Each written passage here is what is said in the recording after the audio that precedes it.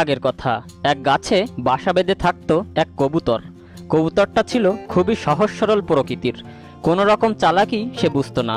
সে খাবার সংগ্রহ করে খেত আর বাসায় থাকতো। এভাবে খুব ভালোভাবেই তার দিন কাটছিল। কয়েকদিন পর কবুতরটি দুটো ডিম পাড়ল। গাছ থেকে একটু দূরেই ছিল ঝোপঝাড় আর লতাপাতায় ঘেরা, আর সেখানে থাকতো এক দুষ্ট শিয়াল। সে কবুতরের ডিম পাড়ার খবর পেল। তখন সে বলল, অনেক দিন হলো কোনো পাখির মাংস খায় না। কবুতর তো দুটো ডিম পেড়েছে, ডিম ফুটে বাচ্চা বের হলেই ওগুলোকে চালাকি করে খাবো।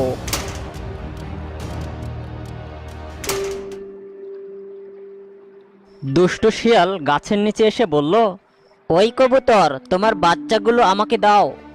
তোমার মাথা ঠিক আছে তো? আমার বাচ্চা কেন দেব তোমায়? আমি সেটা পারবো না। তখন দুষ্টু শিয়াল গাছের কাছে এসে গাছে ওঠার ভান করে বলল, ওই কবুতর, আমি যদি গাছে উঠি তাহলে কিন্তু তোকে আমি বাঁচতে দেব না।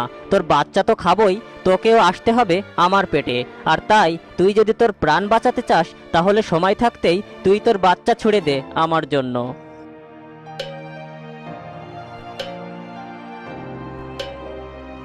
আমি কিন্তু বাপু এক কথা দুবার বলতে পারবো না। সরল সোজা কবুতরটি নিজের জানের ভয়ে অবশেষে কাঁদতে কাঁদতে বাচ্চা দুটি